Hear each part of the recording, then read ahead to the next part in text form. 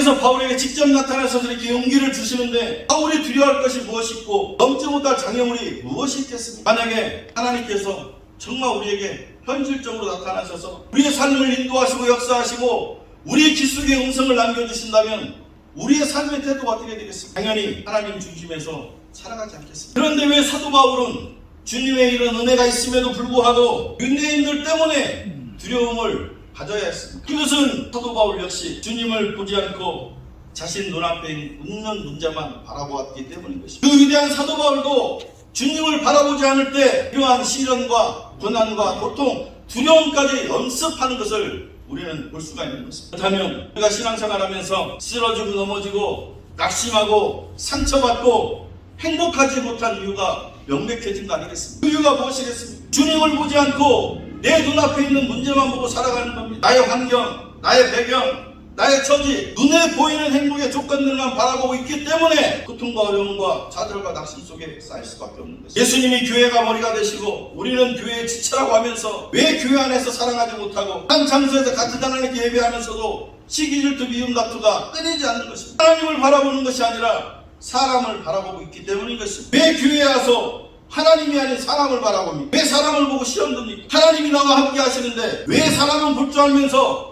문제는 볼 줄 알면서 하나님을 보지 못하는 것입니다. 그 이유는 우리의 영이 죽었기 때문입니다. 영이 죽은 것을 성경에서는 죄와 허물 때문이라고 말씀하고 있습니다. 우리가 영이 죽으면 하나님도 사탄도 천사도 귀신도 천국도 지옥도 볼 수가 없는 것입니다. 알 수가 없는 거예요. 영이 죽었으니 영으로 계신 하나님을 어떻게 볼 수 있겠습니까? 그러니 내 눈앞에 보이는 건 사람밖에 보이지 않는 것입니다. 우리가 영이신 하나님을 보기 위함이라면 영적으로 깨어있어야 되지 않겠습니까? 영적으로 깨어있다는 것 무엇을 의미하는 것이겠습니까? 쉬지 않고 기도하는 삶을 살아야 되는 거예요. 우는 사자와 같이 말씀을 묵상하면서 살아가는 것입니다. 예배에 목숨을 걸어야 하는 것입니다. 그래야 영이 깨어나는 것이고 그래야 나에게 어떤 환경이 닥친다 하더라도 사람이 아닌 하나님을 바라보면서 다 이겨나가지 않겠습니다. 그럼에도 불구하고 우리가 여전히 나와 함께 있는 하나님을 보지 못하고 사람을 보면서 시기 질투 미움 다툼으로 일관하는 데 있고 여전히 행복하지 못하다면 내 영이 죽어있는 것입니다. 그러니 보이는 현실이 보이지 않는 하나님 나라를 가리는 것이 당연한 거 아니겠습니까? 우리의 현실이 이러니 어찌 우리가 하나님이 주시는 진정한 행복을 누릴 수가 있겠습니까? 하나님이 주시는 진정한 행복을 누릴 수 없기에 행복의 기준을 성립해서라도 우리가 세상의 행복을 추구하려고 사는 삶이 아니겠습니까? 세상이 주는 가변적이고 상대적인 행복은 조건이 성립하여 행복하다가도 조건이 깨지면 그 행복이 눈앞에 다 사라져버리는 것입니다. 아니 오히려 인생의 갈등만 더할 뿐이라는 것입니다. 하나님께서 사도 바울에게 내가 너와 함께 있으면 어떤 사람도 너를 대적하여 해롭게 할 자가 없을 것이라고 말씀하신 것은 사도 바울이 앞으로 복음을 증거할 때에 그 열렬 유대인들이 쫓아다니면서 괴롭히지 않는다는 뜻이 아닙니다. 여전히 유대인들은 사도 바울을 해하기 위해서 달려들 것입니다. 그럼에도 불구하고 하나님은 사도 바울과 함께 네가 절대로 쓰러지거나 넘어지지 않도록 강한 팔로 붙잡아 주시겠다는 하나님의 말씀인 것입니다. 이 말씀을 듣는 사도 바울은 잠시 주님을 보지 못하고 자신의 문제와 환경을 보고 두려워했던 자신의 모습을 부끄러워하면서 자신과 함께 하시기로 하신 그 주님의 말씀을 듣고 그 말씀에 감격하며 은혜롭게 생각하지 않았겠습니다. 바울은 그 감격을 고린도 교인들에게 이렇게 고백합니다. 고린도후서 4장 8절에서 9절입니다. 우리가 사방으로 우겨싸움을 당하여도 쌓이지 아니하며 답답한 일을 당하여도 낙심하지 아니하며 박해를 받아도 버림받지 아니하며 거꾸로 들임을 당하여도 망하지 아니하고 우리가 항상 예수님의 죽음을 몸에 짊어지면 예수의 생명이 또한 우리 몸에 나타나게 하려 함이니라고 고백합니다. 이 바울의 고백은 두말 나위 없이 자기 자신과 함께하고 있는 하나님에 의한 고백이었다는 것입니다. 제가 말씀을 준비하면서 문득 든 생각이 있습니다. 저는 예전에 수렁에 빠져서 살았던 사람 중에 한 명. 그 수렁에서 저를 건져오신 주님이 지금도 저를 버리지 않고 여전히 함께하시는 하나님을 제가 바라볼 때 얼마나 감사한지 모릅니다. 사실 저는 아버지가 돌아가셨을 때 케냐로 돌아올 수 있는 환경이 아니었습니다. 선교와 목회를 그만둘 정도로 심한 문제가 있습니다. 그럼에도 불구하고 제가 이 자리에 지키는 것은 제 문제를 제가 해결하는 것이 아니라 하나님이 해결해 주는 것을 저는 강하게 믿었기 때문에 오늘 이 자리에 온 것입니다. 그리고 그 하나님을 제가 믿을 때 진정한 행복으로 점철된 인생을 만들어 주실 분은 하나님 한 분이라는 것을 저는 믿었기 때문에 오직 하나님만을 바라보면서 이 자리에 왔습니다. 우리가 예수 믿는다고 하나님이 함께한다고 고통의 파도 고난의 태풍이 오지 않는 것이 아닙니다.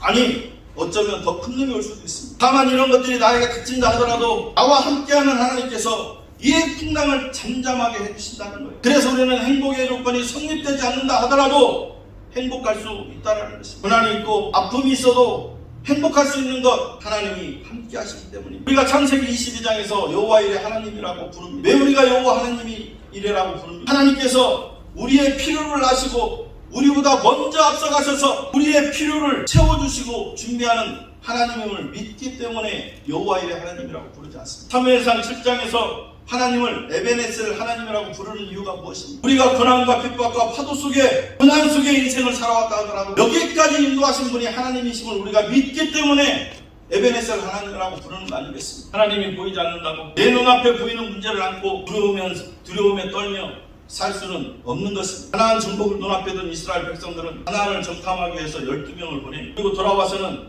2명은 저 가나안 원주민들이 거대해서 정말 우리의 싸움 상대로 힘들긴 하지만 우리는 정복할 수 있습니다라고 이야기하는 반면에 10명의 정탐꾼은 저 원주민들이 거대해서 우리가 도저히 이길 수 있는 상대가 아니니 애국으로 돌아가자고 말합니다. 많은 이스라엘 백성들은 두 사람이 한 얘기는 뒤로 하고 10명의 정탐꾼의 말을 신뢰하고 다시 이집트의 노예살이로 되돌려가려고 했던 것은 먼저 앞서가셔서 그들의 삶을 예비하시고 주장하시는 하나님을 보지 못했기 때문이겠습니다. 우리 역시 하나님을 믿는다고 하면서 우리 앞길을 예비하시고 먼저 가셔서 준비하신 하나님을 보지 못하고 하나님이 주시는 진정한 행복을 놓치고 살면 되겠습니다. 우리가 아직 코끝에 호흡이 붙어있다는 것은 나를 통해 일하시는 하나님이 뜻이 있다는 거예요. 그 뜻으로 말미암아 우리가 진정한 행복을 누리는 복된 인생임이 증명이 된 것입니다. 그럼에도 불구하고 세상의 가변적이고 상대적인 행복을 생애 목표로 삼아서 행복이 아닌 행복에 속아 여전히 진정한 행복을 누리지 못하고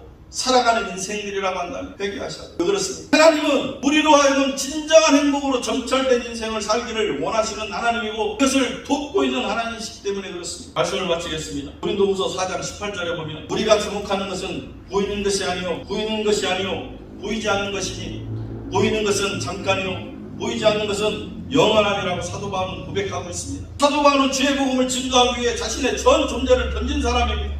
그리고 2000년이 넘는 지금 하나님의 증인된 삶으로서 성경으로 여전히 그의 존재가 남아있다는 거예요. 그러니까 위대할 수 있었던 것은 그 당시에 그 누구도 가지 않으려고 하는 곳에 발걸음을 옮겼고 그 누구도 하지 않으려 했던 일을 했다는 것입니다. 그래서 사도 바울이 위대한 것입니다. 그러나 그 누구도 가지 않으려고 할 때 7만 킬로미터를 걸어다니며 모진 고생을 당하며 쌓아올린 그의 위대한 업적들은 하나같이 다 무너져내요. 그저 뒷문은 돌덩이 몇 개만 사도 바울의 존재를 알리고 있는 이유가 무엇이겠습니까? 우리가 주목해야 하는 것은 보이는 것이 아니요 보이지 않는 것이라고 주님께서 말씀하고 있기 때문인 것입니다. 무슨 말이냐?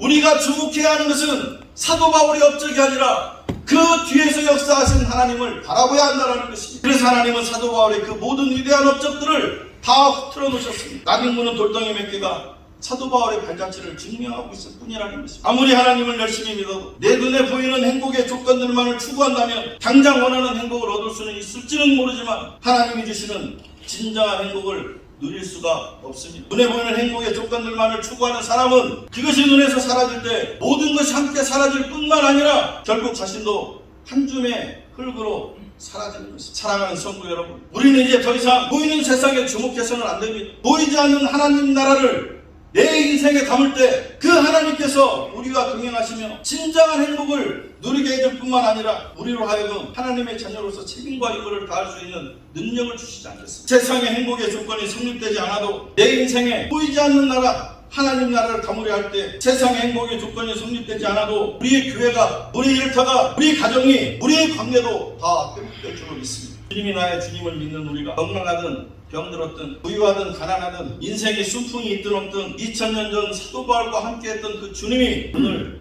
나와 함께 계심을 믿는다면 우리가 어떤 상황에 놓였다 하더라도 그 상황을 주신 분이 하나님이시고 그 상황 또한 이기게 하시는 하나님인 것을 믿을 때 우리가 하나님에 의해 진정한 행복을 누리는 삶이 될 줄로 믿습니다. 저는 오늘 여기 계신 여러분 모두가 보이지 않는 하나님 나라를 주목하는 삶을 통하여 하나님 주시는 진정한 행복을 누리시는 여러분들 되시기를 예수님의 이름으로 축원합니다. 아멘.